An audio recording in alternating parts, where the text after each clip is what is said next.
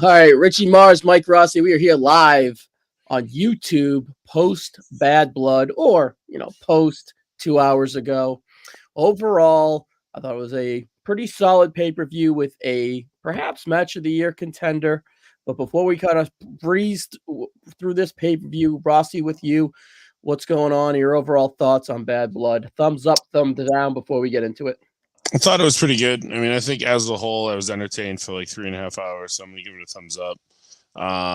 Great opener, great, fun closer. A lot of gaga at the end, but they pull that shit off so well. Little lull in the three matches in the middle, but all in all, I think it was a good show. Yep, Richie, same question to you, my friend. Yeah, beginning, awesome. Ending, awesome. Middle, I'm not sure if we're going to be talking about any of those three matches like months from now as just like, this is the turning point of XYZ for anybody's careers. But again, each of those matches were to build a bigger story down the line. So they did its job. For sure. All right. CM Punk defeated Drew McIntyre in a match of the year contender for Inside Hell of in the Cell in my most likely feud of the year in 31 minutes, 25 seconds. Richie, with you first. In retrospect, it was probably beneficial for them to go out there and open this pay-per-view, I would say. The crowd was hungry. The crowd was anticipating the violence, and these guys delivered in all 31 minutes of it. I don't think it was masturbatory at all. I thought it told an excellent story. I loved the spot at the end where we were getting the suspected thumbtacks and we got the beads. It's corny, but it fucking played into it. It it didn't need that extra layer of brutality. It kind of needed that moment of all right, the symbolization of, all right, this is a little corny, but fuck you. This is the crux of our existence, pretty much leading into it. But overall, Richie, first question to you, did this benefit from opening, or if this closed, it would have been the same scenario? Who knew that 11 years apart that Rock would take Punk's main event spot again? I didn't see that coming. So, but again, I think it was a benefit to this matchup. Now, I always say I'm like 1 foot in the old school, 1 foot in the new school. And this match opening, I understood it. Personally, I like the sell to be that main event structure to cap off this feud, especially since it's been going on since January. And you really want to nail that exclamation point. I thought they did their job well, especially, again, like you said, crowd was hot. Everybody was anticipating for it. And it brought back what I think was the goal of this entire match of the first place, to bring it back to that Hell in a Cell type of vibe where everything is like destruction, everything. It's not the milk crate toy that we were seeing for the past couple of years. This is like the regular chain link, just like brutal cell that we saw in the 90s, early 2000s. And I think Punk and McIntyre went back in time and just kind of had a cell match that would have been wouldn't have looked out of place if you put it in earlier era. So well done with both guys. And I think it did its job, and I think the most brutal spot was that Miss Claymore onto the steps, because that looked vicious. Ooh. And McIntyre's lower back, I was just like, ooh, and like you said with the beads, it's corny, but again, it tied the narrative together. It was more of an insult to injury kind of deal without focusing on the brutal aspect of it. And the emotion is what makes the Hell in a Cell great. The emotion of the story, the hatred between these two, and now finally capped it off. I thought the winner was the correct pick, because now you have CM Punk. Even though he walked out, he might not have been the one who was standing the best after all was said and done. So again, can't say enough great things about it. Yes. So CM Punk and Drew McIntyre went out there and delivered this match and benefited from going out there and with the loose rules of being out there and able to use blood.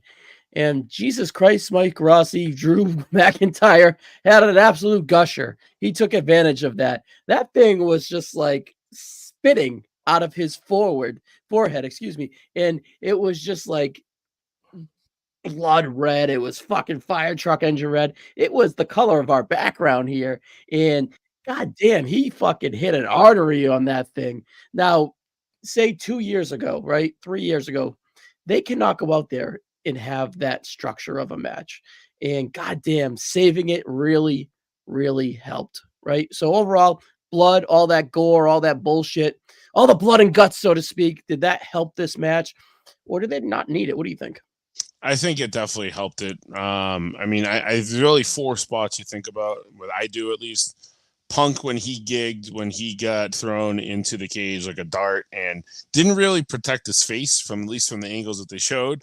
That was pretty rough. And then he bladed, which I thought that the blade that he did was pretty much a match of what happened to him. You know what I mean? He bled about as much as you would expect him to. And then when he hits Drew with the toolbox, and then you look at, like, you could clearly tell that that was when Drew was going to gig. And then you cut to the ring and you're like, oh my God, wow, he really got it. But then you think about the fact you get hit, say he gets sliced by a toolbox, he'd probably bleed to that level too. What was most impressive about the Drew bleeding is that they finally got it under control. And then once Punk got him in the Anaconda Vice, it like opened it back up, and he's like looked worse the second time, right? And then the white noise on the stairs was pretty vicious. Punk's like body contorted in a weird way. Actually 5 spots, the suplex through the table, that was vicious. I said to my friends at that point, like, if Punk doesn't get seriously hurt in this match, then I'd be surprised, right? Just because of the nature of what Punk's gone through in the last few years. But he took some crazy bumps, and then obviously the one you guys talked being the 5th one. So these guys worked. These guys fought through vicious spots from the beginning of the match to the end. The selling was phenomenal. I think that they really tidied up this story well. And it's like I could see it almost be like a respect level now, right? Like Drew was pissed when he got up and left, but Punk was still selling him on the way out, which was great. I thought Punk's walk back, collapsing and getting the oxygen, like that kind of reminds me of like something MJF does in AEW a lot.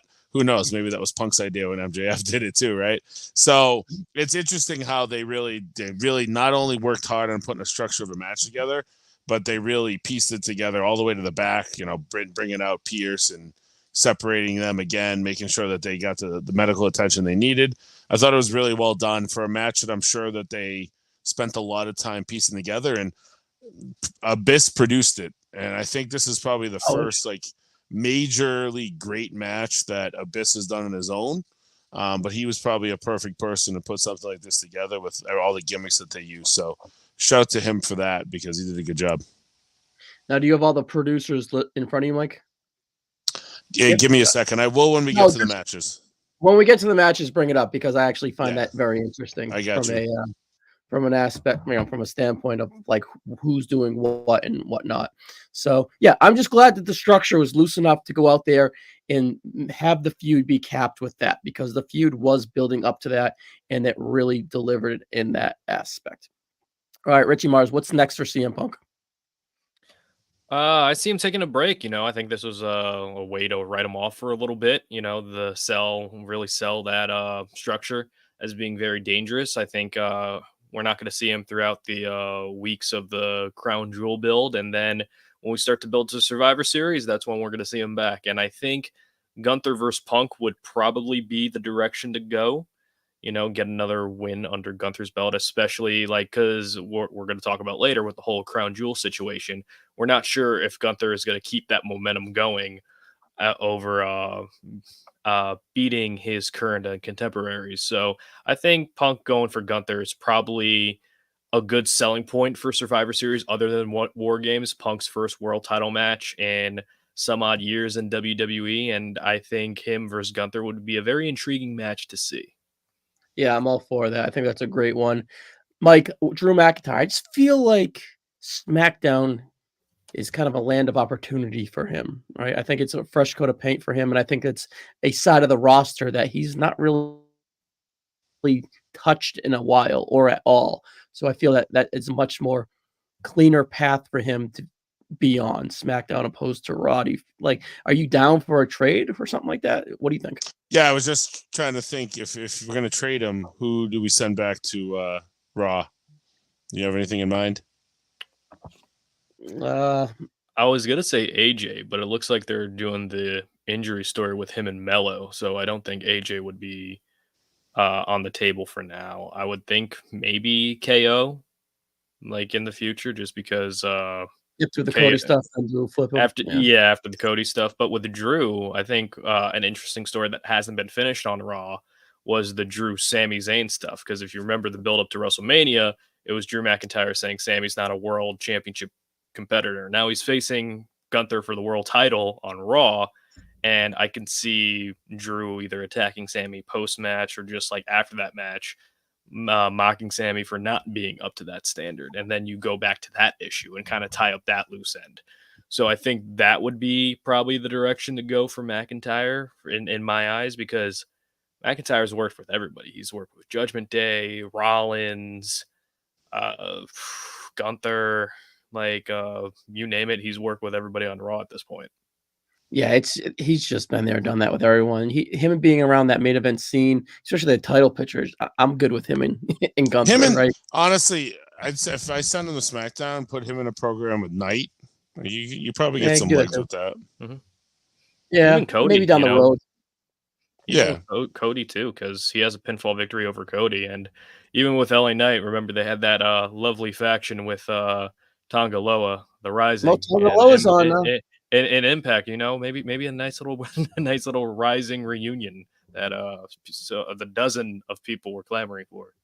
Yeah, Tonga Loa's on SmackDown, so there we go. All right, but overall, Hell in the Cell, CM Punk versus Drew McIntyre delivered, and it really had a high bar to mark to hit, in my opinion. I felt that the bar was so high due to the feud, due to the rejection of Punk, right, that they had to get to this level to make pretty much everyone satisfied.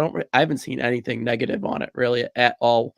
And I don't see how you could, not to be a Punk mark that I am, but I am a Punk mark. But anyways, I feel that I'm happy for Punk, happy for Drew, and I'm glad it's over because it just got to that point, right? So, kudos to them two guys. It was pretty good.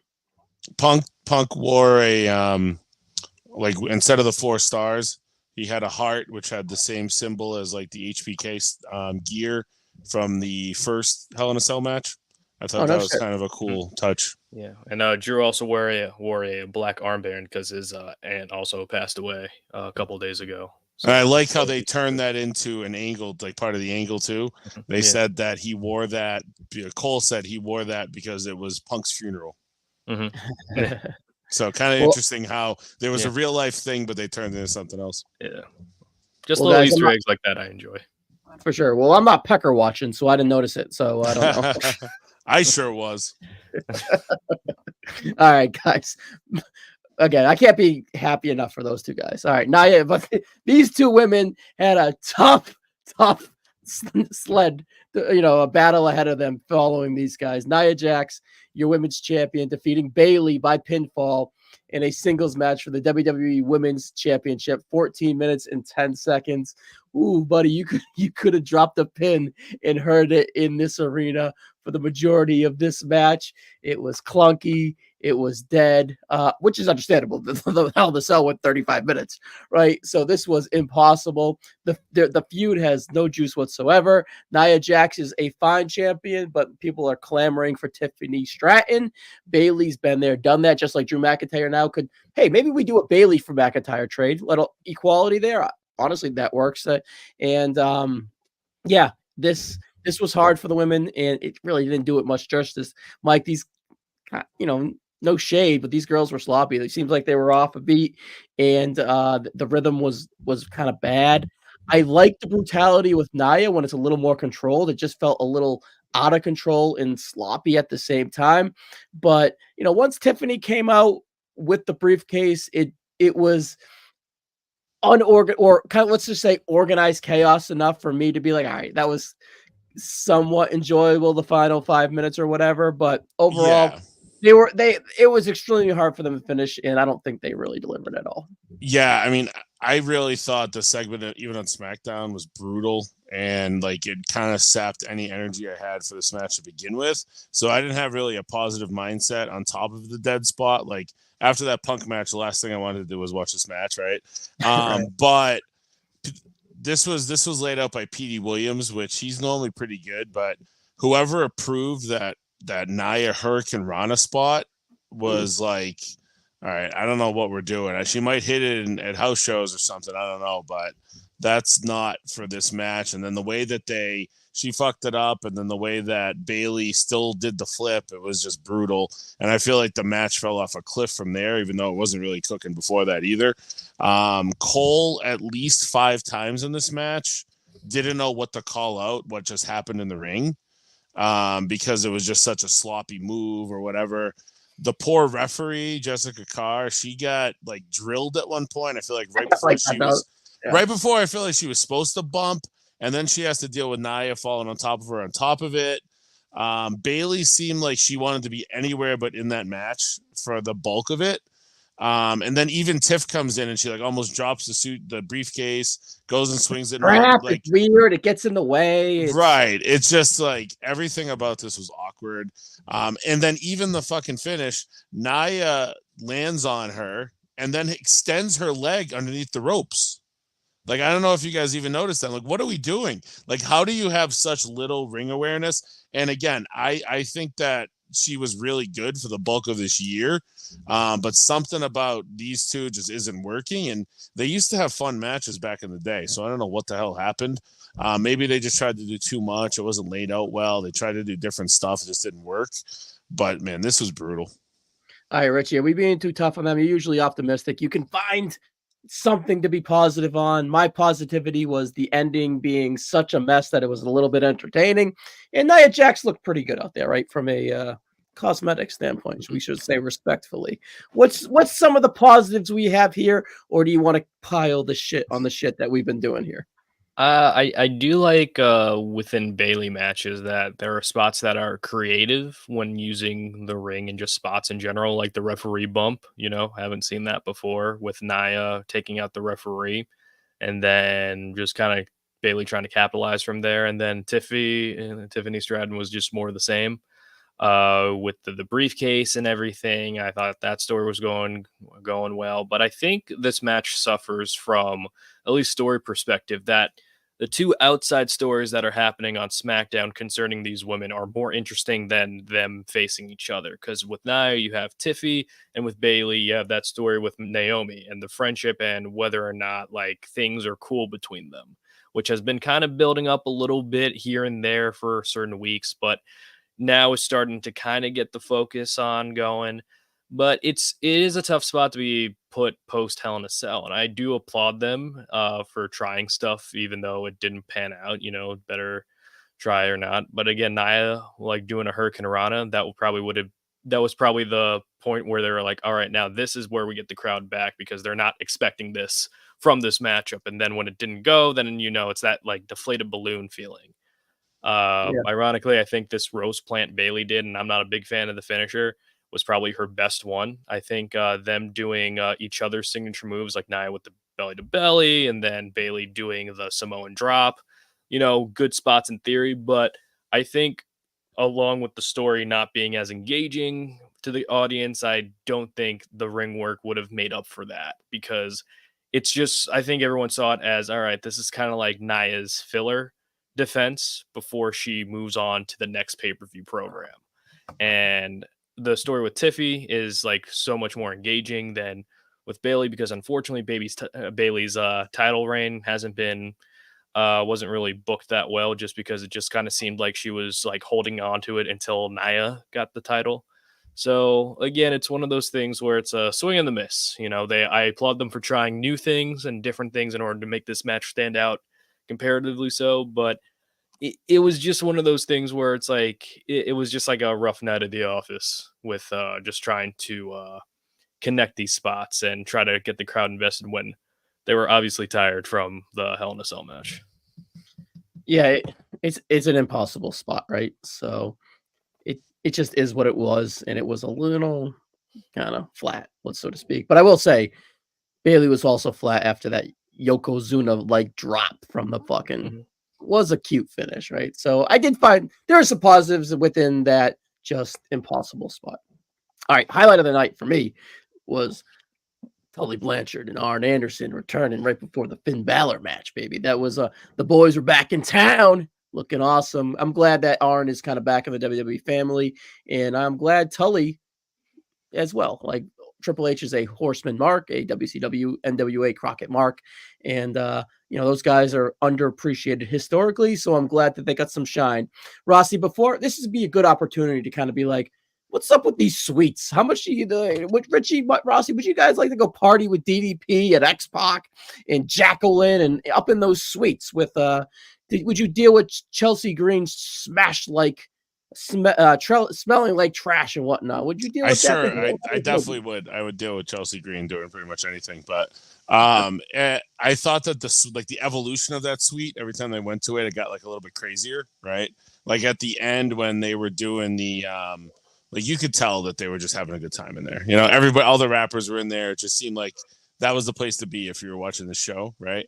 Now, real quick, what do you think those rappers thought when Piper Niven walked in? They were like, "Oh man, yeah, I don't know. She wasn't leaving, and they probably weren't going to let her leave." So, I think we got to type in.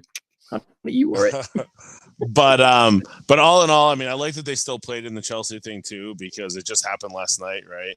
And like I was just gonna say, like wrapping up that Bailey stuff, like the SmackDown women's roster is in a really weird space right now. Like Michin just beat Chelsea. She's been a jobber for the most part, and then you got Naomi's. She has been good, and she's been very durable for them. She's done a lot of crazy matches. She really excels in those like street fights. So I feel like we've seen her with Nia a lot, but she would be somebody I'd like to see like have like a real match with. But I mean, Charlotte's got to be around the corner the way that they're building this. I feel like the division needs an infusion pretty badly, you know? Yeah, I think it's kind of building to that queen versus queen match because, it just kind of writes itself. And then that's when you have the Tiffy cash in. And then you kind of segue it into Charlotte Tiffany, or you could do the three-way with Nia. But it's just one of those things where the SmackDown women's roster is stacked, but they don't utilize probably the bulk of it as they probably should. Because you still have Candice, you still have Indy, you still have Tegan Knox, you still have all these women. Yeah. But a lot of them aren't getting the television time or face time in order to make an impact on that roster. Just because it's almost like kind of going in that bloodline effect where it's like there's this one dominating story, but this one is just for the women.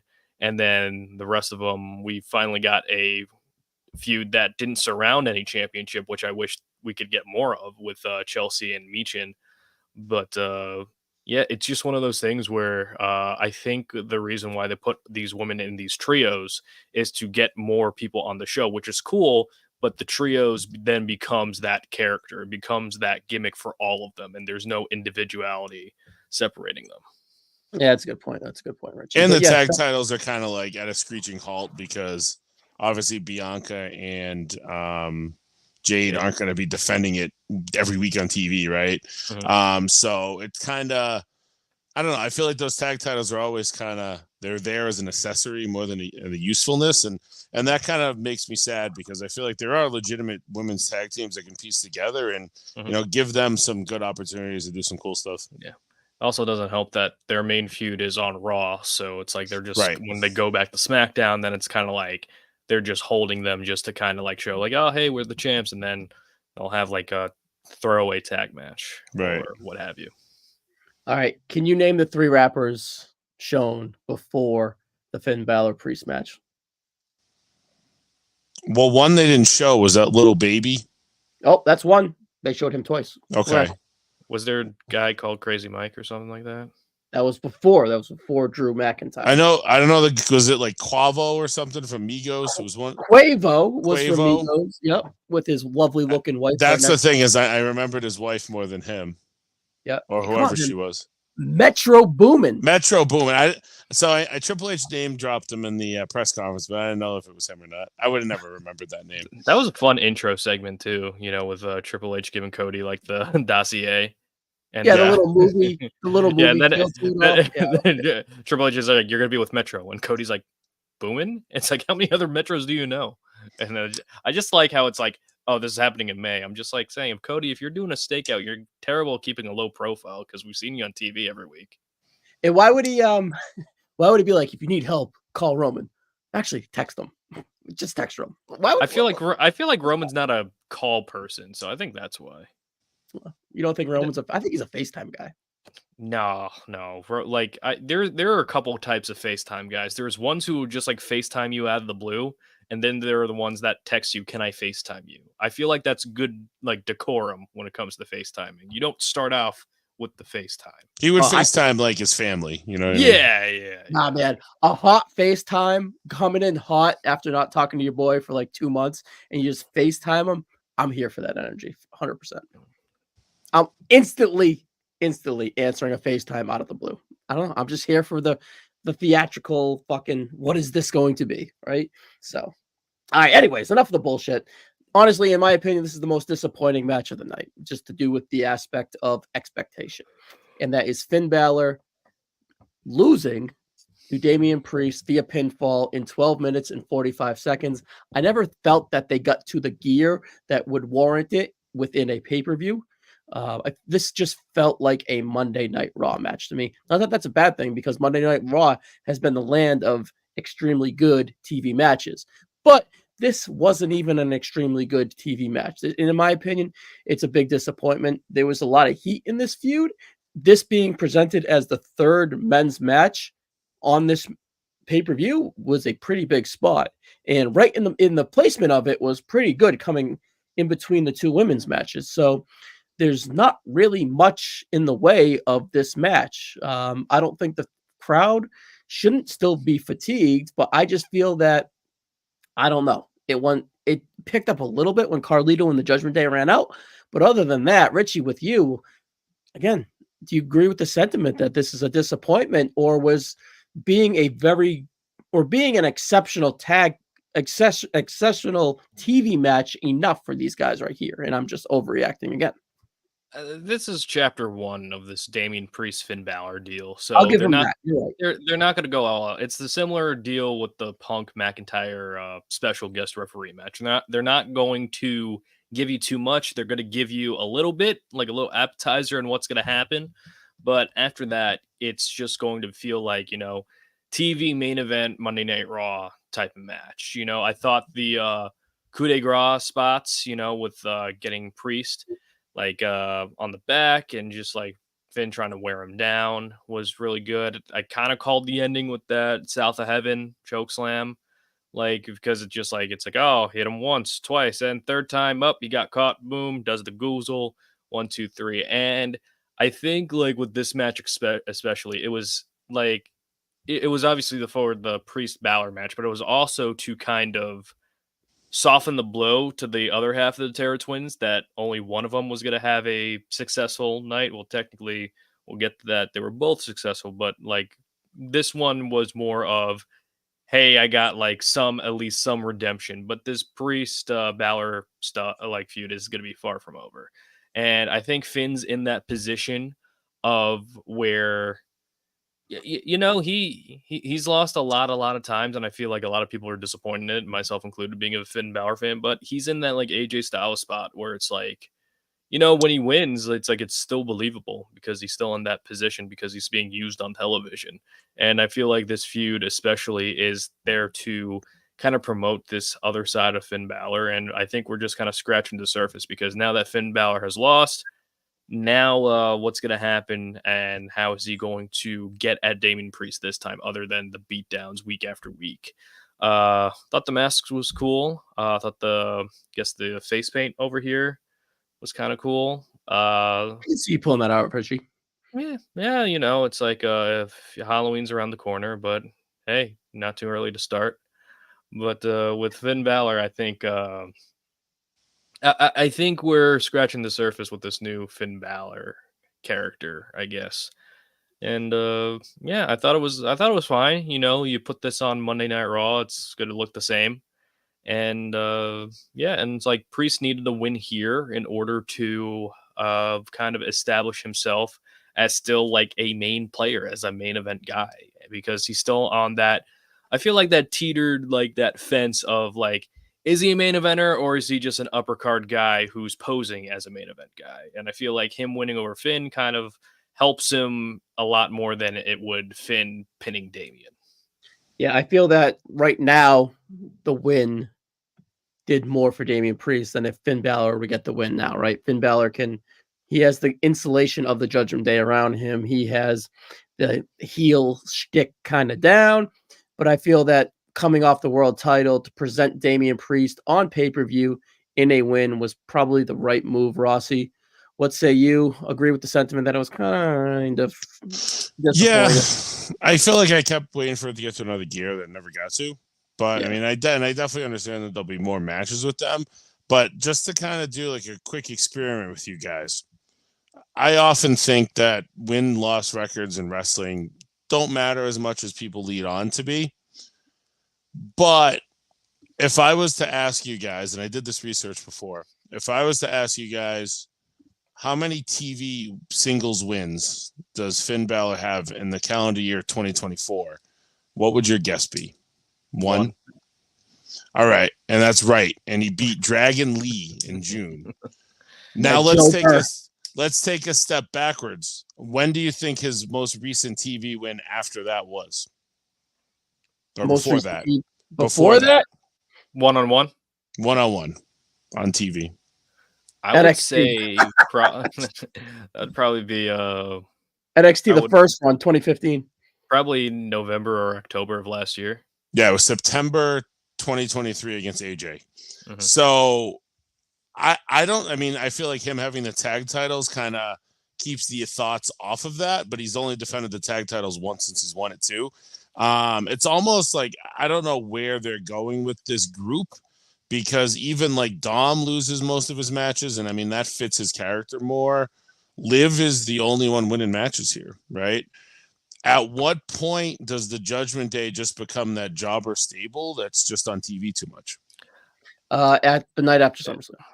I feel like it's like more like a smokescreen effect, you know? It's like here's all these people right over here, but it's like a smokescreen to kind of soften the blow when like wins and losses do happen, you know? Right. You know, because like the loss was because of the Judgment Day or the win was because of the Judgment Day, you know? It's like what I said before about, you know, all these trios and factions that are happening, they become the singular character. You know, where it's like it's little to no character development for anybody in the group. For this group in particular, it's a little bit easier because you have Finn, Dom, and Liv with their own specific personalities. And then you have JD, who's kind of like Finn's best friend. And then you have Carlito, who's just kind of there putting the veteran role over. And I think it's just more of, I do agree, like the tag titles is kind of like a smokescreen in that, like, all right, like here it is, you know, just to show that the Judgment Day has success in something. And that's more what it is. And them having one title defense on television over 100 days, I believe it was, like around 100 days, is just kind of ridiculous, just because the tag divisions, I feel like on Raw and SmackDown kind of deserve more attention. SmackDown, they're kind of picking it up, but Raw, it's just like, it's abundantly clear that it's like we might be getting some like teams that are either coming back or splitting off. So it's just like a weird transitional period for the tag team division and tag team wrestling as a whole in WWE. Yeah, it should heat up quick for Raw too. The Viking Raiders coming back, which they're gonna have a new gimmick too. I think they're going back to War Raiders. Yeah, and like they are supposedly going to be dressed kind of like bikers. That's what I heard, but don't hold me to that. But they're gonna have like a completely different presentation. We got bikers on Raw. We're having the MCMG driving, like doing sport car stuff on SmackDown. Yeah, and it won't be like motorcycle drop. They won't be like riding a hog to the ring, but they're gonna be kind of dressed like leather jackets. You know the deal. Yeah. So we'll see where that goes. And then you still got the Creeds, so they can heat this up whenever they want, Ryan. You know. Yeah. Well, here's the thing about the triple tag team division under Triple H. First, I hope it's the Village people bikers for the Viking Raiders. That'd be a unique twist. They start doing the YMCA. Yeah, like that'd be out of you're gonna Brodus Clay it. Is that what's gonna happen? all these like scary vignettes of like Brodus is coming to Raw and then he's the Funkasaurus. Is that what you want? Out of nowhere. I think there's a whole new demo that they can cross and just crush it with. But anyways, and two, Triple H he cares about the tag team titles, right? But in his eyes, I think if he puts it on the top stable on the brand, then he's elevating it. And he's kind of not. It's a little bit like him throwing it in the bloodline. He's like, yeah, we're doing the tag team titles right. It's that's the right thing to do. Throwing it on Finn and JD in the Judgment Day, the top stable on Raw. Yeah, we're doing the right thing. I think it's lazy and I don't think it's working. I wouldn't mind pivoting off of it. I don't mind it. Like I really enjoyed that ladder match last night and it made the titles feel more important, but let's kind of get the actual champions in the mix, in my opinion. Like the actual tag teams in the mix. Also almost gave me a heart attack with Tonga Loa, just like on the top step of him climbing the ladder, like added to me for me because I was like, he's gonna fall, and then he didn't fall, and I was like, wow, congrats. You know what match I want to see on Raw as a tag team though is the Raiders against the Wyatt team of Eric Rowan and Loomis. I want to see that shit. Loomis is a fucking lunatic, dude. This guy's great. And Loomis is the good team. I think they will. It is, but I just want now if they're gonna do the Viking Raiders, I want it to be I want it to be Rowan and Loomis. Yeah, that makes sense. I think we get Wyatt's in Judgment Day kind of once we're done with Priest and Dom. Probably. Right? So, all right, Crown Jewel. Well, the official brand supremacy pay-per-view so far, bragging rights, old school Survivor Series, whatever you want to call it, but it's going to pretty much be with Raw versus SmackDown. He announced that the women's champion will face the women's champion and the men's champion will face the men's champion. Not sure if we'll get IC versus US, and I am not sure if we will get the tag teams, but I think it would be kind of cool if we had like qualifying matches there, which kind of led to the Survivor Series one big Raw versus SmackDown, because I think that would be unique, built around the War Games, right? And I think that's good filler. That's just totally me off like the cuff or whatever. But and then again, I wouldn't mind if they had the 4-on-4 or the 5-on-5 at Crown Jewel just to kind of put a bow on it, though, because I don't mind that structure. It feels to me that they're behind the idea, and I think that it could work. I like it in Saudi. I think they can sell that to the Prince as being like something unique. They have that hideous belt that they could present to the Wing brands, I guess. But overall, and honestly, I like Pierce and I like Aldis when they bicker. So I think there's a lot of positives working with it. I'm going to take the optimistic road on this one for sure. Gunther versus Cody Richie, very intriguing. Are we wasting it at Crown Jewel, or will it add to the rumble of the last 2 years for when they eventually have that feud on whatever brand in whatever year down the road? I think it's a solid like first chapter of this rivalry, if you want to call it that. I told you, Ryan, like my scenario for like Cody to drop the title was to Gunther and that like Death of Superman like Brock Lesnar versus Cena at SummerSlam 2014 like style of like Cody just like getting just like the dog like pooped like just like out of it, like beaten out of him.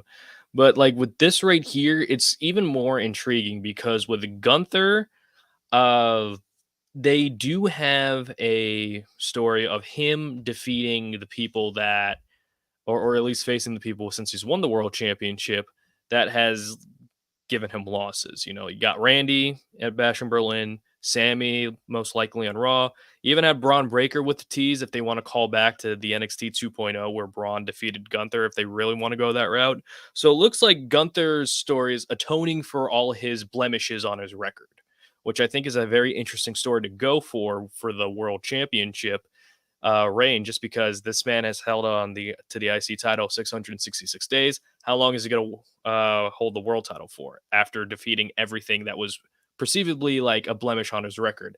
Then you have Cody, who just got attacked by Kevin Owens. He has his deal with Randy Orton, who's playing peacemaker / instigator, whatever you want to call it, along with the whole Rock breathing on his neck. So there's two very different things happening for both champions, with Gunther seemingly just being like, all right, done, just like knocked all of them off, where Cody is seemingly getting more and more and more put upon him during his reign. So during this match, you're going to have two different stories, with Cody with the world on their shoulders and Gunther just kind of, free as a bird.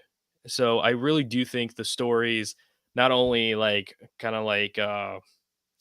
show the differences between the champions, but also kind of parallel the differences between Raw and SmackDown. And I think that's a good way to kind of show like these Clash of Champions. Yeah, again, you could have called it Clash of the Champions, but they want to keep the Crown Jewel branding. And I think Crown Jewel title is just a way to bring that gimmick out for the Saudi Arabia crowd, being like, here, you got your own championship, you got your own title. And it's like, I don't expect them to carry it along with them like year round. I think it's just going to be for the event. Like, it's going to be like the King of the Ring championship that Mabel got made. The greatest champion, Royal Rumble champion of all time. I think using gimmicks in Saudi like this is a positive, right? To kind of put deodorant on that stink of a show, right? So, and it helps. I think it's a good idea. Rossi, Liv Morgan versus Nia Jax in a heel versus heel matchup. Just woof. Can we add, who's the NXT? Add Roxanne. Do add Roxanne. Just make it unweird. Like that's and a weird you can match. have like pissed off Rhea, like fuck it up for Liv, but like kind of a weird thing to this, kind of an Easter egg to the Saudi stuff is when the King of the Ring happened in Saudi, the two winners were Gunther and Nia, and then they moved on to win their titles. Are they just the stars of Saudi now? Are they gonna go in there, and is Gunther gonna be Cody? The thing that, like, before I get into the Nia thing, the thing that kind of tidy up the Gunther thing is Orton lost to Gunther, and Gunther shook his hand. Is that kind of a foreshadow? Maybe Orton turns on Cody during this match, and that's how Gunther gets his win. Something to think about there. But Nia and Liv, they've had their matches. Obviously, the heel dynamic in this way. Liv can just play like the underneath, almost babyface role as the smaller person in the match. I mean, I wouldn't say that there'd be shenanigans in both matches, but there probably will be, just the fact that it's Saudi, and it could just end up with two heels up at the end of these, just like they were at the King of the Ring. Yeah, the old school mark of me is like begging them to do the 10-on-10 tag team match from 87, 88, and in the one they even did it in 16 and 17. So I think that's a fantastic match. They have enough tags on each side of the roster to do them. I think that would be kind of awesome and a nice nugget to the old school. All right, but we have Triple H in the ring, and then we get Gunther, and we still have Goldberg in the front row. And Gunther is such a complete package. I love how he says Triple H, Hunter, Triple H. The tone of it is awesome. His cadence is fantastic. And this is a quote that he gave Bill Goldberg. Bill Goldberg, I am happy we could meet. I want to clarify something. You might have seen what I said to Brett. You were my childhood hero. That's not true. How could someone like you impress with being a one-trick pony? It's just like you knew it was coming, and it was just awesome. I love this. I love how he had Brett, how they were in Atlanta. They brought Goldberg in. They had Shitty Gage with him with a PWO walk-on offer to Colorado. He'll never sniff the field. But anyways, that's just whatever. You get those high-pay kids on the team. It does good for the head coach, right? So he's got his Colorado swag on, and he knocked that out of the park. Either one of you guys want to add to the sentiment of awesomeness of Gunther? I think it's kind of a way to introduce Goldberg back a little bit, because I know he was kind of on the outs or saying not so cool things about WWE because Vince promised him another match after the Roman match, and we never got that. Depending if you like it or not. So I think like the whole like security pull apart here was almost like a ceasefire, and it left things open ended. One, and helped promote the Gunther Sami Zayn match on Raw. Yep. And two, I think it's to kind of test the waters to see if or Goldberg is open to working with someone like Gunther in the future. Not saying it's going to be like a 5-star classic, but if you really want to, for example, if you want to do like Saturday Night's Main Event or the first Netflix on Raw, and if you want an attraction, I feel like that would be an attraction that you could put on that show without derailing any serious storylines that are going. And and the thing is, it's like, I know people aren't the biggest fans of Goldberg, like again, like Gunther said, one trick pony, but he still gets some big reactions, and I think Gunther could get at least like a little bit of a boost, not like an entire boost, like a win over like Undertaker or Triple H or anybody like that, but still a little bit of a nice boost feather in the for cap, beating it. sure. Yeah, it's a nice thing to check off the list for sure. I'd like it to be if Goldberg's gonna wrestle again, I would want it to be a 3-match run. Gunther then he'll lose the Gunther. He'll get a win over somebody, like kind of like the Dolph Ziggler match was, and then he goes out on his back to Braun Breaker, not Braun Strowman or Bronson Reed. Yeah, just get all the bronze. I don't mind Goldberg, like you said. I think Breaker and Goldberg. That's a great match. Yeah, I think that's a good way to pass the torch, especially because they took a photo op like a couple of days ago, right? Yeah, in Colorado. Yeah, so I think that's a good idea. Would Goldberg in a tag be interesting? Like there's like a random guy, like him and Breaker tagging. Would that be cool or lame? I think that would be fine. I don't think there's intrigue in Goldberg in a tag necessarily, because when he tags in, he's going to do the. It's just going to be. He's just going to do the deal, I don't think he's going to take any heat or anything like that. Like Roman did. Nor do we really want him to. You just want to see the spear, the jackhammer, the 1, 2, 3, and that's pretty much what people came to see. Like they want to see like a bullfight. They don't want to see like a UFC 5-round like submission trade-off where you have to the referee has to tell you to stand up because you're not doing anything on mound. Like they don't want that with Goldberg. So they want sub 5 minutes. So you have to give sub 5 minutes, and I don't think a tag match scenario would really be ideal unless he was tagging with like Brock or something and they would just run through people. You know what I mean? That's kind of the only, and like that train wreck style. Yeah, I think Brock might be a little bit preoccupied. I don't know, just like hunting. Yeah, definitely. Who knows what kind of pitches he can get him to lure him into a tag team? We'll see. That's for another day, maybe. I couldn't leave that one on the table. All right, Rhea Ripley defeated Liv Morgan via disqualification with Dirty Dom Mysterio suspended above the ring in a shark cage in 14 minutes flat to retain the WWE Women's World Championship. I feel like this match, again, kind of in a rough spot. You're anticipating the Bloodline main event. You're coming off the Gunther Goldberg stuff that was the crowd was like super into. And I don't know. I just feel like the placement of the women was right, but they were in tough spots. Overall, again, I feel that this was fine, but just disappointing. Rossi, with you, I think we did the preview and we both predicted Raquel would kind of make an appearance. But in that appearance, it felt a little off cue and it felt a little flat. Do you feel that same sentiment? I think it got fucked up. I think from the looks of it, I think Raquel was too early. She came out, the camera wasn't even positioned to shoot her, and the ref is just staring at them. Like Dom's dangling from the cage. He's getting his ass kicked by Rhea. And then out of the blue, the ref staring there, and the ref like is confused. And then like 10 seconds later, he calls for the bell. It was almost like the ref was supposed to be distracted by Liv, which would then have allowed Raquel to, beat the shit out of Rhea, roll her back into the ring, catch an Oblivion 1, 2, 3. But the way that it worked just didn't seem right at all. The DQ was definitely not planned because Raquel ends up awkwardly in the ring. Then she picks up Liv and throws her on her like she's going to cover her.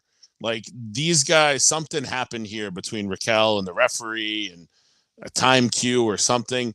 It just was so flat. And even the announcers were like bumbling over their words during it all. It just, normally they're on these PLE shows, there's a functional way that these matches end. And even if it's a wonky finish like a DQ, it's going to flow well. This did not flow well. Like, even Rhea talking to the referee, like, I'll be right back. I got to go do this real quick. Like, even if the referee just says at this point, all right, if something happens outside the ring, it's on you, like something like that, then that makes sense. But what they did made no goddamn sense. Cool entrances on this match. I think that the way that they did the Dom entrance with Liv was great. And I thought Rhea's just had that big star power entrance as well. But something happened in this match. I don't know what it was. Just total blunder at the end. It just didn't flow well. And honestly, it kind of sapped the energy I had for Raquel's return because it was just so messy. Like, she didn't really even look that good along the way. Yeah, Richie, again, bad timing with these chicks. I beg to differ. I think Raquel looked just fine, if you know what I mean, huh, Richie? I'm very out there tonight, buddy. I got you, Ryan. No, the whole thing, like, I do agree with Rossi. Just like something felt off. I did like we didn't get just one but two advertisements for items that you could buy at WWE shop. One being the lowrider, the Lucha lowrider, excuse me, and the Dominic and the Dominic Mysterio toilet paper, which you could get at $12.99. That's a real thing. That is a real thing. I'm not sure. I'm not sure if it's as comfortable as Charmin, but I'm not really gonna be testing that out. I do think we're gonna need a sample, or you? It's always tough with these kind of matches. With the shark cage matches or anything that's hanging above like pole matches, because kind of like the match itself is almost inconsequential because everyone's waiting for what's going to happen from the shark cage, the pole, whatever.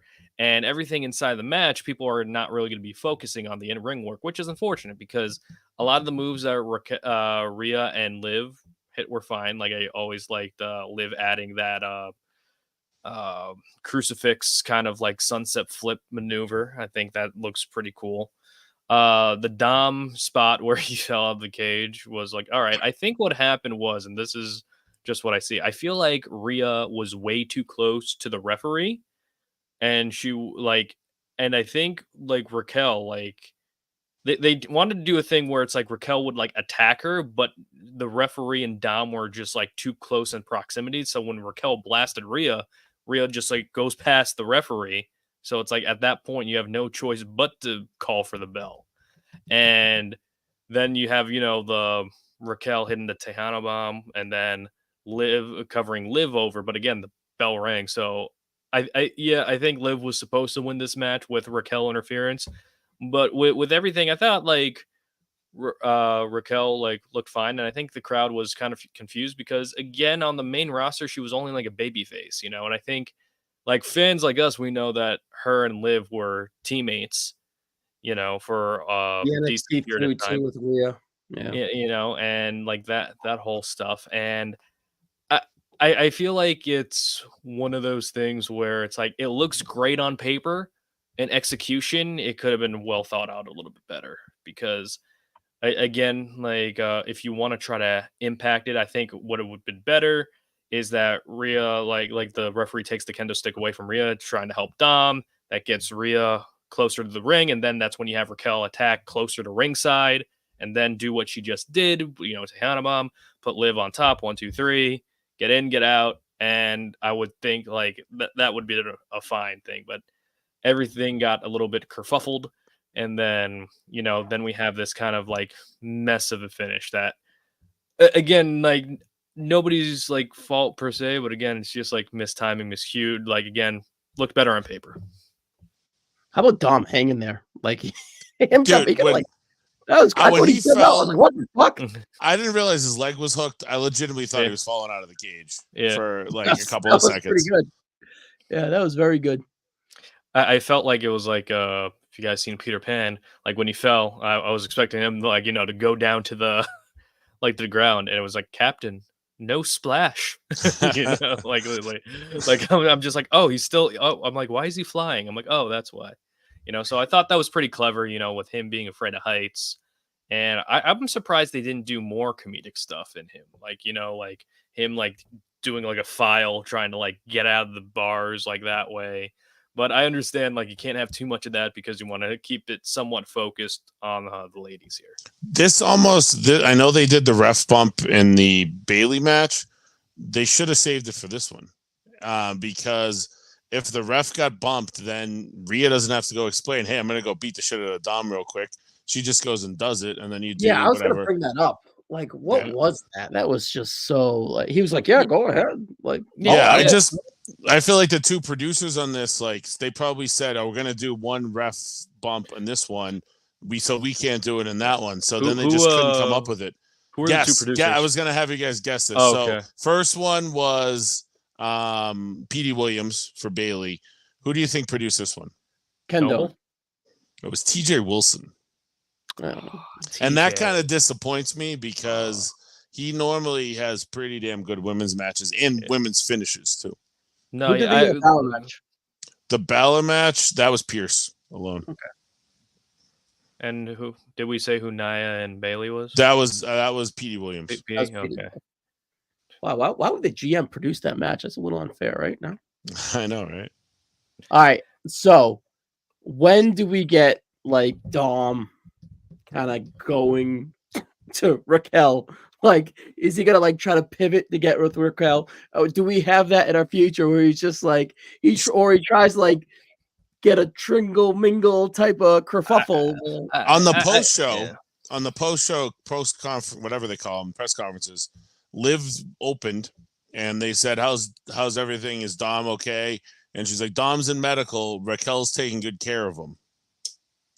My guy, yeah, let's go, Dom.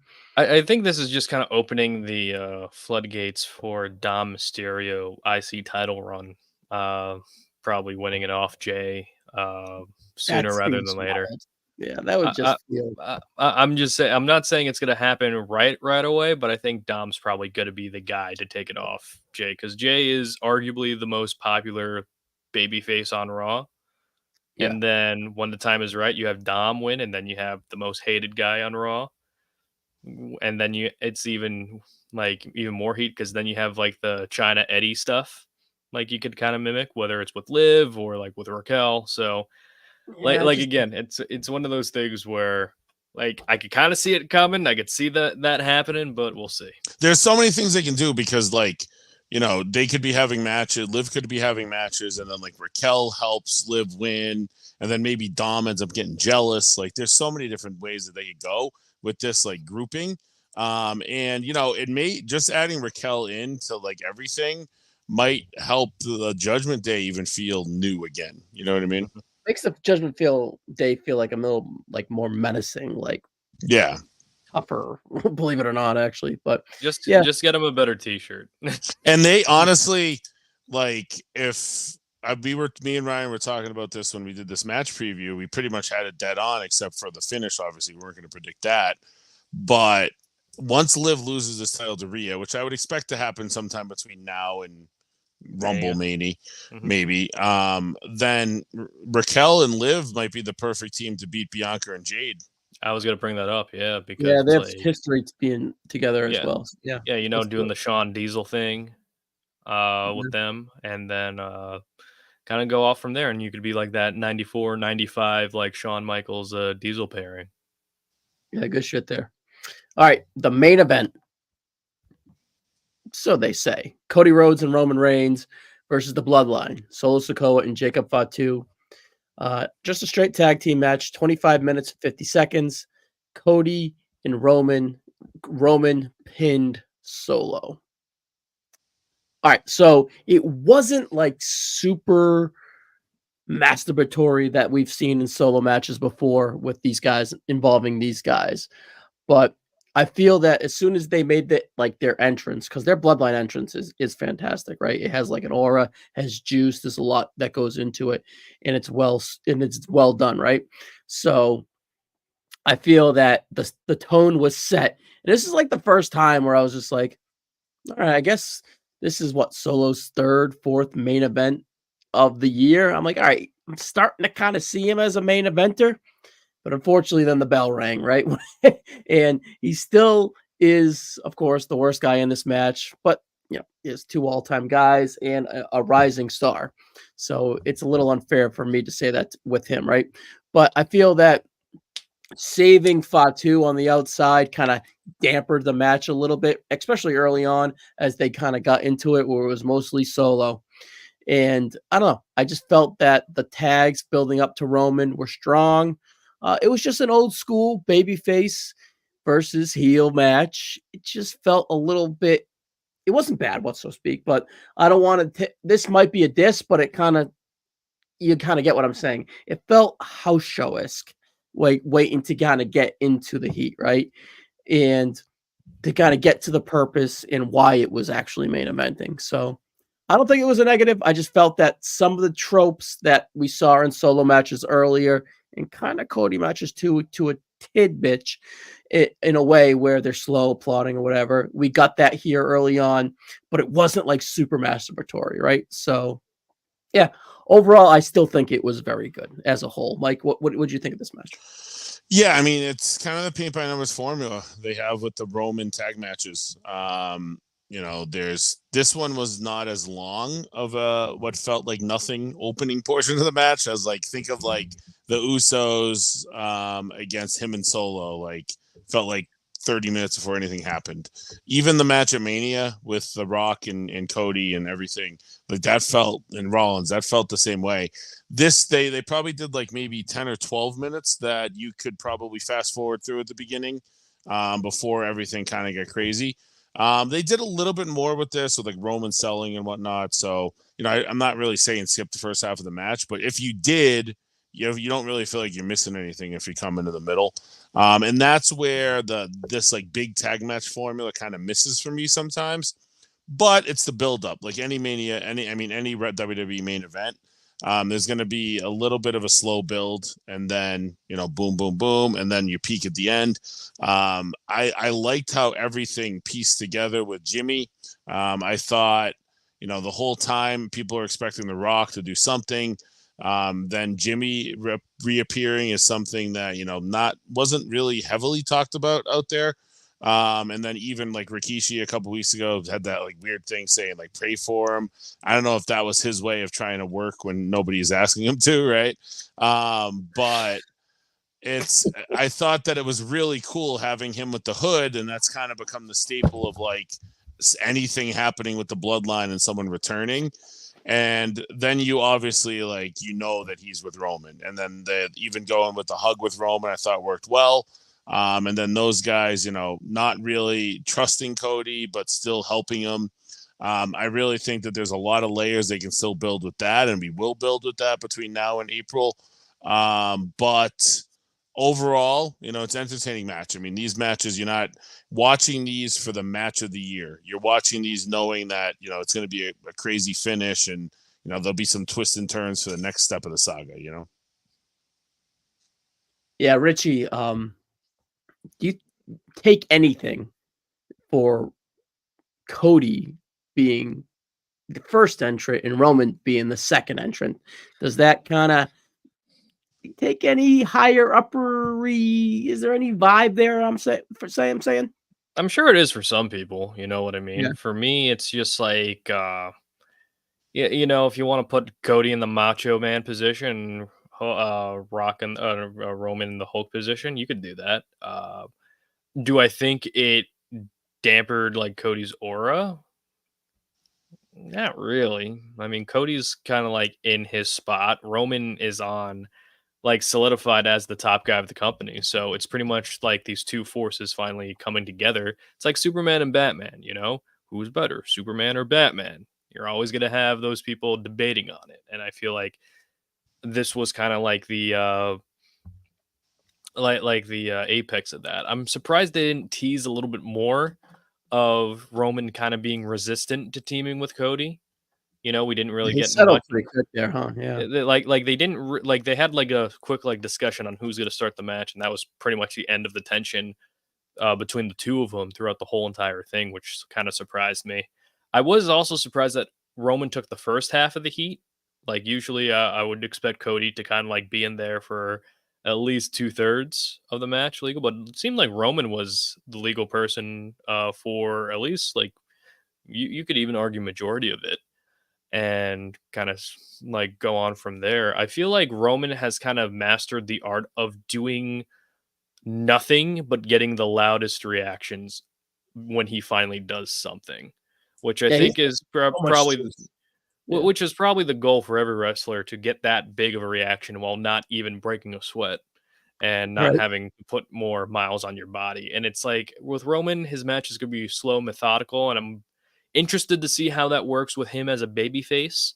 I think they wanted to keep Roman and Jacob a little bit apart because I think they're saving that match for maybe this year's Mania. I think they're teasing It'd be a more dark code. horse if Roman has nothing, Yeah, honestly. and I feel like Cody and Brock would probably be the main event of WrestleMania 41. I do like seeing Jimmy back. I don't think Solo really got much of anything in this match. I feel like he was the one that kind of like, I wouldn't even say suffered. It was just like he got heat, but he got heat because he's not Roman. Like that's his whole character. He's not Roman, so that's why he gets heat. Yeah, the wheels have fallen off of Solo. Let's be real. Yeah, As a top guy, or but his potential of being a top guy, yeah. he's just fall into whatever he falls into. Everything happened like with Jacob as I think they were afraid was going to happen, right? Like, Yeah. but also they're going to benefit off Jacob being that goddamn good too, Yeah. you know? Yeah, so it's like a good kind of problem to have, And with Rock showing up when he did the 1, 2, 3, I think that was some misdirection a little bit. I think people were saying it was making reference to him pinning Cody at Mania. I think it was like the 3 strikes you're out rule with Roman Reigns, because strike 1 was losing the title, strike 2 was helping Cody defeat Solo at SummerSlam, and strike 3 was actually teaming with Cody. Then he did 4-1 though. Yeah. So Yeah, 41. Yeah. So 41. I Yep. don't know. I think it's going to be a triple threat. I could see triple threat. I could also see night 1, night 2. Yeah. What I could see is kind of to what your point is. I think we could have a triple threat, but somehow Rock's got the cards, and Roman's got to face Jacob on night 1, and Cody's got to face Cena maybe Cena or something on night 1 too. Yeah. Yeah, like Which that's a good callback. Cena's a good callback for that, because Cena's the one that ran off tried to run off everybody. So, so it's like again, there's a lot of open-ended like good stories directions you could go with Cody and Roman after this. I think Jimmy telling Roman that we got to save him is a good character moment for him, showing how Jimmy was awesome tonight. Like showing how he changed since being attacked by Solo. And now it's going to be the slow build of rebuilding the OG bloodline and seeing what they do from here. And with Cody, we're probably going to talk about it a little bit later. And Cody's going to go off and see how his friends are treating him. Not very well so far. War Games is interesting, right? We had a lot of puzzle pieces perhaps tonight. I know, Richie, we talked about it. And when I saw it, I was just like, I don't see the bloodline versus the bloodline yet. And I don't know if I feel it. I feel it more now, obviously, with Jimmy returning, and especially as we'll get into here at the end, KO attacking Cody Rhodes. So because initially I was like, all right, are we going to get Roman, Cody, and then is Cody going to recruit KO and Randy versus the bloodline? And that's kind of when we get the KO and Randy flip out on Cody Rhodes. But we're not going to get that now, because we got that as we get to here at the end. Again, first, let's kind of put a cap on this match. And by doing so, let's talk about War Games. Richie, what are we going to get? Like, what do you think? I think we're obviously going to get the War Games of the bloodline versus Roman. And who? Is it going to be the bloodline? Is Cody involved? What do you think? This is the tough thing because you got a lot of weeks of TV before going to not only Crown Jewel but Survivor Series as well. And I think what's benefiting SmackDown is that Roman's advertised to be on SmackDown every week until Survivor Series. So I think that's only going to work towards the benefit of the build. For like the thing is with the Bloodline versus Bloodline like War Games match, it's the easy thing to do, but I'm not sure at this point would it be the right thing to do depending on with Jay because he's always going to be the odd man out considering that. And then especially it's intriguing now because he won his first championship without the help of the bloodline. And that's going to be harder for him to be roped in.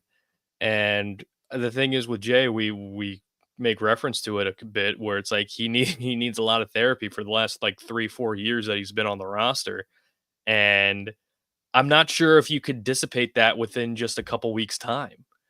And I'm not sure if you could there's a scenario where believably, like in my mind, that Jay could just forgive Roman for all he's done. Like you may have like that Cody Rhodes factor, you may have that Jimmy factor. Maybe you could do Roman, Jimmy, Cody, and Randy with Randy turning on Cody during that whole bloodline thing because like Randy said, like it's not a problem with him unless Cody makes it a problem. So what bigger problem is it than signing Randy up for a War Games match with the people that took him out? So like you could always go in that direction. I'm just not sure if we're gonna get that full bloodline versus bloodline story just because we got the 4 members on the bloodline side or the new bloodline.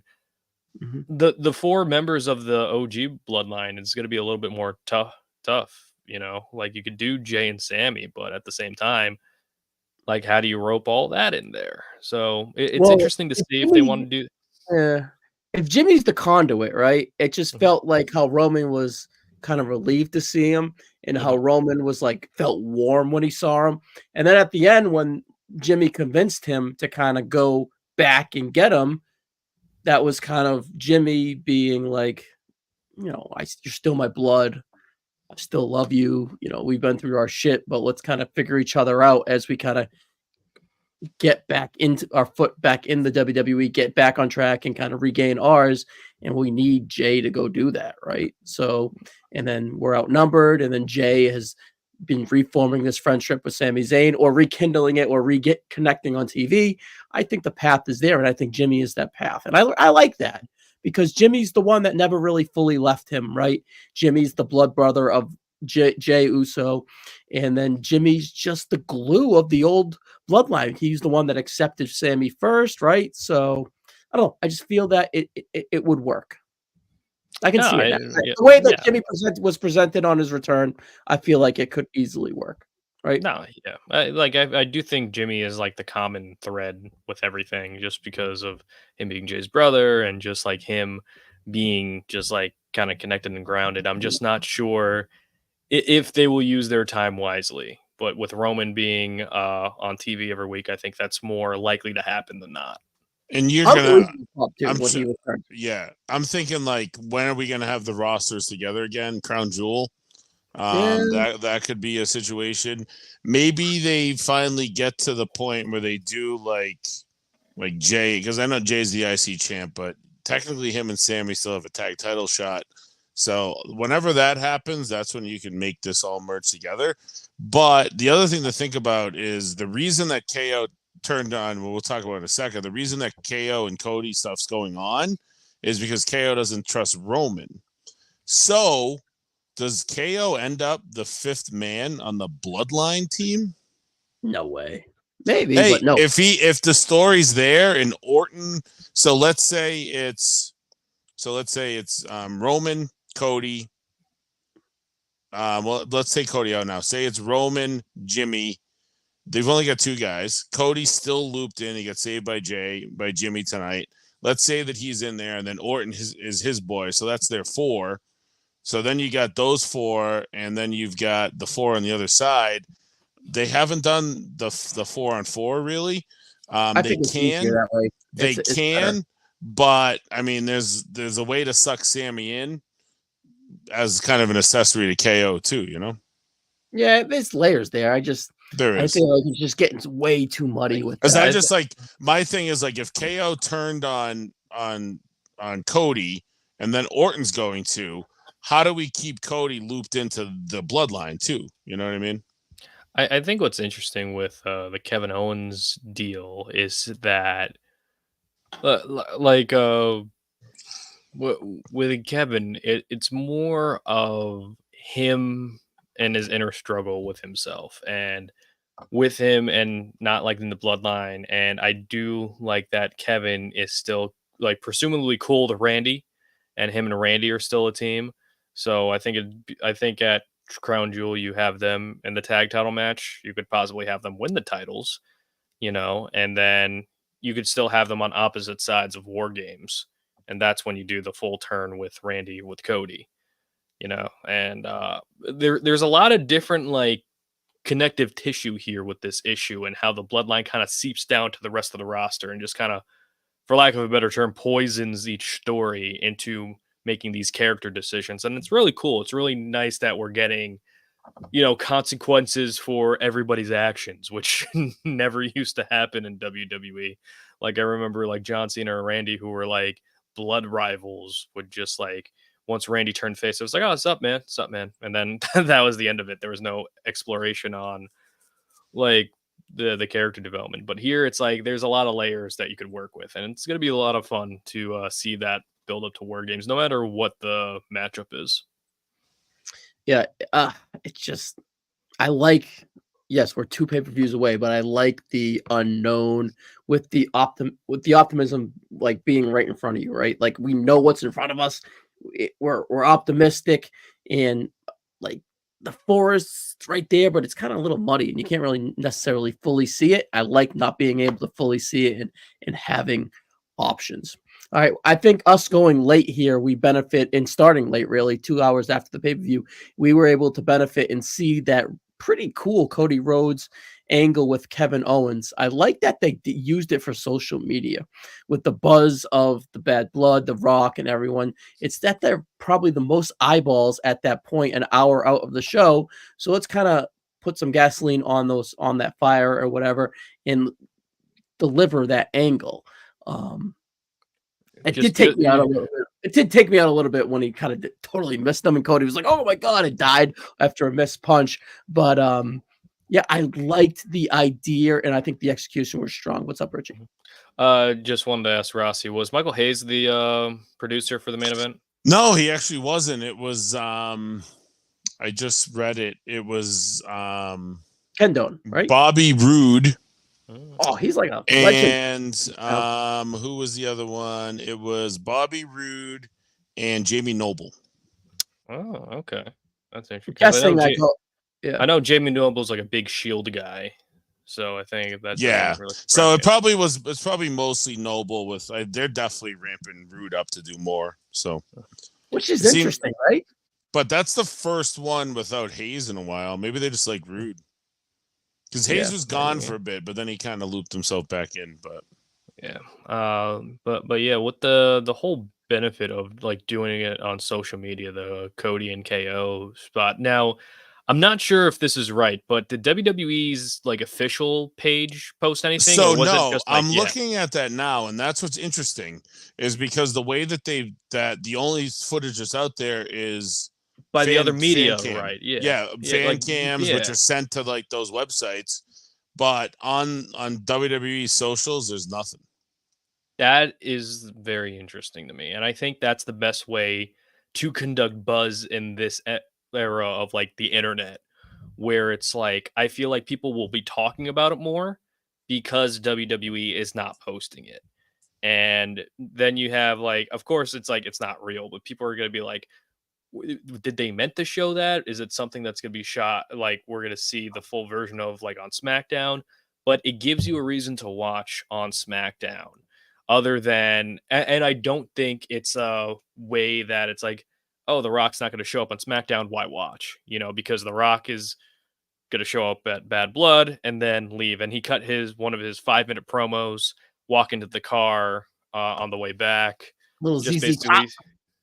Yeah, and he basically said, The Rock, you want to know what The Rock feels? The Rock feels something. The Rock will tell you how he feels when he wants to tell you how he feels. So it's basically like a big nothing burger until The Rock comes back.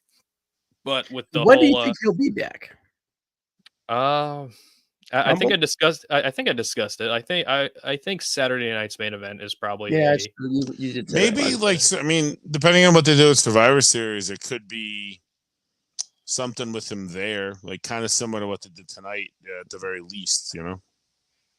Yeah, you got the bloodline. If it's bloodline, you think he perhaps would show up again, right? Right. Because even like that could even be a good time to reveal that he's like the ringleader. You know what I mean? Him being like the special guest referee in the Bloodline versus Bloodline, if you get the full Bloodline without Cody in there, just to show like non-bias, I guess would be pretty interesting. But yeah, I think like we'll see him before the end is out, and then we'll probably see him on that first Netflix show on Raw too. Yeah, I would probably think from Netflix on, he's gonna be a regular. Mm-hmm. Yeah, I fucked that up. I missed 2 crucial dates saying the Rumble, right? Saturday's main event, Netflix definitely threw me off. All right, we got a few comments here, guys. Let's get them before we get out of here. Shout out to everyone in the chat, including the North-South Connection. Keep up the good work on the channel. Appreciate it. Shout out from the South Bronx. Richie being Staten Island. Oh, no, yeah, you're Staten Island. Does that get heat with you or what? Nah, I'm not Staten Island, but no, Bronx are cool with me. You know, as long as you're a Yankee fan, you're good. Oh, it's got heat with me, brother. Yankees. Come on, Richie. Come on. So, brother BKL, aka the sports entertainment guy. Love that shit. All right. And then he had another thing. But the question is, can Randy trust KO or can Randy don't even join forces with KO? Owens until we watch KO turn heel. He turns on Cody. So I mean, why wouldn't Randy be able to trust KO? KO didn't attack him. He was pissed when KO pushed Cody. Yeah, well, that's the thing. Like, the thing is, the most important thing on SmackDown, Randy said that to Cody, like he said, "I'll talk to Kevin." You know what I mean? Something tells me he didn't talk to Kevin about what was going on. So I think Randy's got to mess with Javon Evans right now, man. That's all he's got to worry about. Now, there could be some layers to that where Randy was like, well, this KO, you motherfucker, you got to him before me kind of thing, right? So they could be not together, but not together in a way, right? It's just going to be interesting to see how it all intertwines, you know? It's kind of all... Yeah, like the whole like relationships, it's like just because they're on the same like babyface alignment, or at least for the time being, doesn't mean it's like you have to be cool with everybody on that alignment, which I think is the best part about this character building stuff. Yeah, for sure. All right, well, all right, and then one more message from him. I appreciate it all as my part of the sport entertainment family. I think I'm in the family now, guys. I'm in the family. Go ahead, give him a follow. I'll throw it in the comments for you, buddy, on the replay. Yeah, all right, guys. So overall, I think we agree. Thumbs up for Bad Blood. Not like mega thumbs up to the sky, but if you get a match of the year candidate and a major return at the end, I think there's enough meat on the bone to kind of have a thumbs up pay-per-view. So you guys, buzzworthy show. Yeah, it's a buzzworthy show. That's for sure. Like, I don't think it's nothing that you're going to be like 10 years from now, like, wow, that's one of the best shows. But you're going to look back and say, you know, they kind of sort of kicked off WrestleMania early that year, you know? Yeah, it's like if this show was a sandwich, you know, the breads would be phenomenal. The mid, it's just like, little dry turkey. A little dry turkey in the middle. Yeah, for sure. Not enough bacon, weird cheese, right? Man. The mayo might have been expired, but we're not really sure. You ate all the bacon on the first bite. Yeah. Oh, I hate when that happens. Excellent. But not as saucy as the sponsor for the main event, but product placement, right? See what you did there. Yeah. So, all right, guys, that's it for this preview, or that's it for this post show. We'll Crown Jewel. I think I'm available. My game is Friday night. So we're actually from the past. We're predicting everything that's happening at Bad Blood. Well, we'll see. I wasn't ready for like bragging rights, but I'm kind of here for it. I'm optimistic for Crown Jewel, and I think that format will work under the Triple H eyes. Mm-hmm. So, All right, guys, that's it for now. We'll see you on the next one.